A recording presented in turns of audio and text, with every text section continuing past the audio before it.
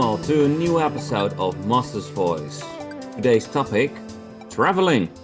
How to travel, from where to where, how do you do it, what do you do with sleeping. I'm here joined with Juicy, Hi. and I'm MacPaddy. And Juicy, actually first a question. Right If off the bat you, with a question. yeah, we're going to start with it today. Let's have it. If you are going on a traveling with your party, are you going to do it exact, like each day is a day, or do you going to do it loosely, like it's about 3 days walking? Right. I want to do it day by day because I think that adds to the experience of seeming to travel more long and give your players an idea that they actually traveled a certain distance. But also, and I will do that the first time they are in a new area, just to experience that area. But after a longer time, I will start summarizing longer distances, especially if nothing is happening. Only stopping if something worthwhile is on the way. Yeah. And you? It depends on the traveling. Like you said, I tend to do it day by day. But sometimes there's just a few hours of a walk, and then I won't say this hour this happened, that hour that happens. It's just like in this traveling, this happens. I did have another technique that I discovered, well, since I started a new campaign in November. This campaign takes up mostly underground, and they're free to go wherever they want, but travel distances can be quite far.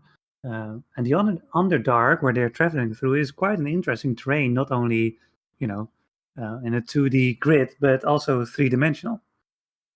So I decided to, for several sessions, if they're traveling long distance, to railroad that session. As in, they choose a direction beforehand, and that is the direction they will go. And then I will plot a course, a set of obstacles, which can be varying from the tunnel of a purple worm to old mineshaft minecarts where they are traveling through. But just a series of events that they will use to advance their journey. And I thought that was really, really interesting way of organizing your travel. So you before you ask them where they want to go, and then you make your encounters fitting to their travels. Exactly, yeah. Because that was also a question of mine. Like, how do you do encounters? Do you prepare them in advance, or do you let them roll?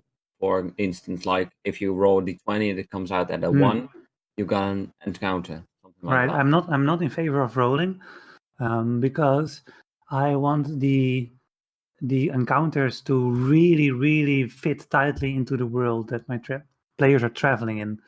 So I want to have logical encounters. And if I'm rolling, or they are rolling on a table, even though they are the tables that would fit the environment, it's still not as tied into the current story as I would like. So I tend to avoid rolling. That's indeed something which I made a different thing about. Because I do let them roll, only I let them roll if they have an encounter, not which encounter. Right. So in advance, I mostly prepare 2 encounters, and sometimes they only have 1 encounter, but then I got 1 spare. So I got 2 encounters, and if they roll, then they will get the first encounter that I already prepared for them, which fitting to the environment they're then at that time.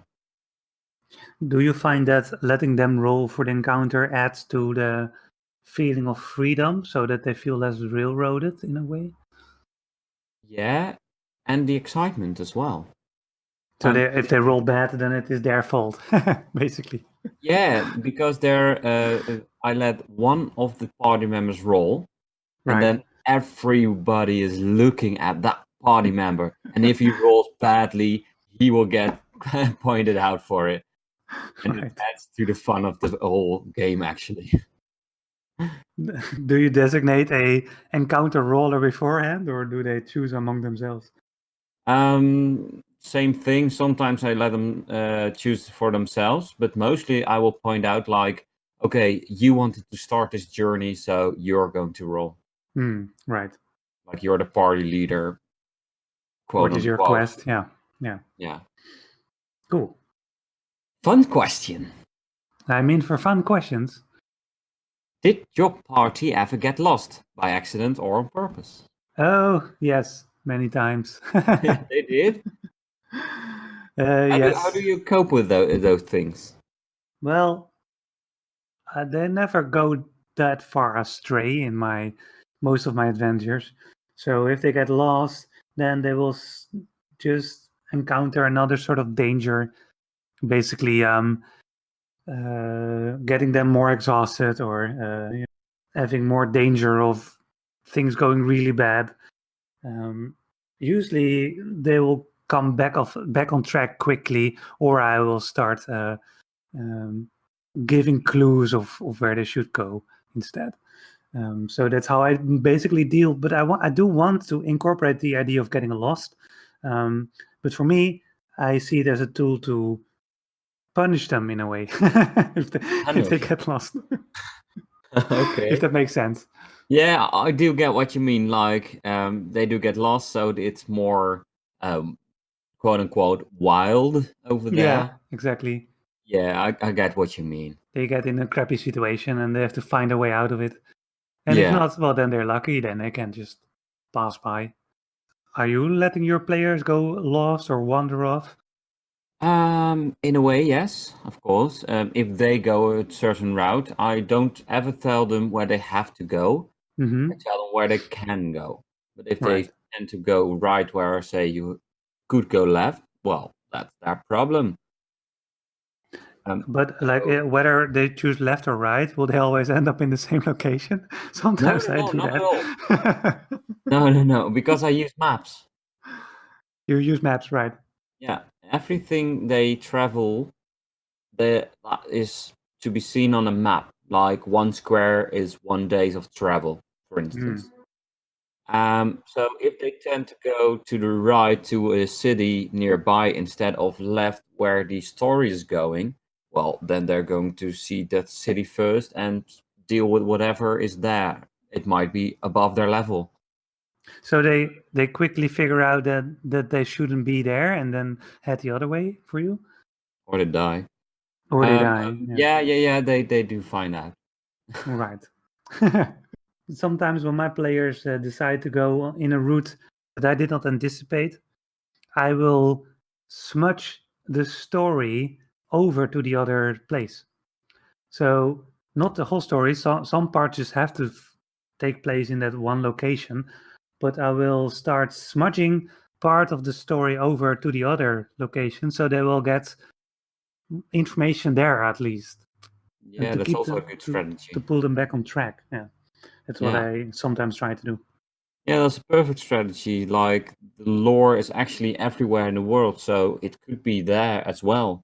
Yeah, and the effects of some terrible event, ripple through the whole country and not just stay in one location. Yeah, and next to that, the players don't know where the action happens. Exactly. Yeah, Be for in the them, right city instead of the left city. For them, it's like they made the right choice because they found information there. So yeah, job or maybe done. it was a bad choice, but it's in the right place. Exactly. Yeah. So yeah, that's I think what concludes the time we have today to talk about this. There are a lot of things extra, like what route are you going to use, what mounts, who's keeping watch when you're sleeping, what maps are you using. Different terrain types. It's also very fun. Yeah. So if you want to hear something more about one of those things, or maybe you got your own item to talk about, let us know in the comments down below. And we'll hope to see you next time. Thank you for watching. Bye-bye. Bye. Thank you so much for listening to our podcast, Master's Voice. I'm Juicy, and together with McPatty, I record and make those podcasts.